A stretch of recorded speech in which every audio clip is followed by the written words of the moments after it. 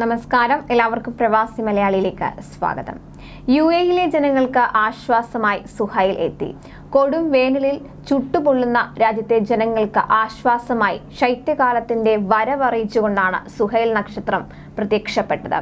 കിഴക്ക് പടിഞ്ഞാറൻ ചക്രവാളത്തിലാണ് സുഹൈൽ തെളിഞ്ഞത്. യുഎഇയിൽ മുൻപെങ്ങുമില്ലാത്ത വിധം താപനില ഉയർന്ന വേനൽക്കാലമാണ് ഇതോടെ പടിയിറങ്ങുന്നത്. സുഹൈൽ എത്തിയാലും പെട്ടെന്നങ്ങ് ചൂട് കുറയില്ല. തുടർന്നുള്ള ആഴ്ചകളിൽ ഘട്ടം ഘട്ടമായിരിക്കും രാജ്യത്തെ താപനിലയിൽ മാറ്റമുണ്ടാവുക. 40 ദിവസങ്ങൾക്ക് ശേഷമായിരിക്കും രാജ്യത്ത് ശൈത്യകാലം ആരംഭിക്കുക. ഒക്ടോബർ 2-ന് ആരംഭിക്കുന്ന ശൈത്യകാലം ഏപ്രിൽ അവസാനം വരെ നീണ്ടു നിൽക്കുന്നതാണ്. സുഹൈൽ നക്ഷത്രം പ്രത്യക്ഷപ്പെട്ടതോടെ വൈകാതെ തന്നെ മഴ എത്തുമെന്നാണ് ഇതിലൂടെ കരുതേണ്ടത്. ഗൾഫ് മേഖലയാകെ മഴയ്ക്കായി കാത്തിരിക്കുകയാണ്. അതുകൊണ്ട് തന്നെ സുഹൈൽ നക്ഷത്രം എത്തുന്നത് വലിയ ആവേശം കൂടിയാണ്.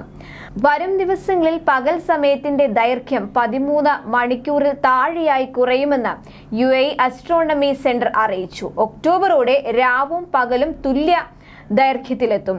ഈ സമയങ്ങളിൽ രാജ്യത്തെ താപനിലയിലും കുറവ് രേഖപ്പെടുത്തും. രാജ്യാന്തര വാന നിരീക്ഷണ കേന്ദ്രത്തിന്റെ കണക്കിൽ സിറിയസിന് ശേഷം ആകാശത്തെ ഏറ്റവും തിളക്കമുള്ള രണ്ടാമത്തെ നക്ഷത്രമാണ് സുഹൈൽ. ഭൂമിയിൽ നിന്ന് 313 പ്രകാശവർഷം അകലെയാണ് ഇത്. അറബ് വിശ്വാസവുമായി ഏറെ ബന്ധപ്പെട്ട് കിടക്കുന്ന നക്ഷത്രം കൂടിയാണിത്. സുഹൈൽ നക്ഷത്രം തെളിയുന്നത് ചൂട് കുറയുന്നതിന്റെ സൂചനയായാണ് പരമ്പരാഗതമായി അറബ് ജനത കാണുന്നത്. പുരാതന കാലം മുതൽ അറബികൾ സുഹൈൽ നക്ഷത്രം നോക്കിയാണ് വേനൽക്കാലം കഴിയുന്നത് കണക്കാക്കിയിരുന്നത്. അറബ് രാജ്യങ്ങളിൽ മത്സ്യബന്ധനത്തിനും കൃഷിക്കും അനുയോജ്യമായ സമയം നിശ്ചയിക്കുന്നതും ഈ നക്ഷത്രത്തെ ആശ്രയിച്ചാണ്. സുഹൈൽ നക്ഷത്രത്തിന് 4 ഘട്ടങ്ങളാണ് ഉള്ളത്. അൽ തരഫയിലാണ് തുടക്കം. അൽ ജബ, അൽ സെബ്ര, അൽ സരഫ എന്നിങ്ങനെയാണിതെന്ന് കാലാവസ്ഥാ വകുപ്പ് അറിയിച്ചു. അൽ തരഫ ഘട്ടത്തിൽ കാലാവസ്ഥ അത്യന്തം ചൂടേറിയതായിരിക്കും. എന്നാൽ അൽ സർഫ ഘട്ടം വരുന്നതോടെ വലിയ മാറ്റം ചൂടിൽ വരും.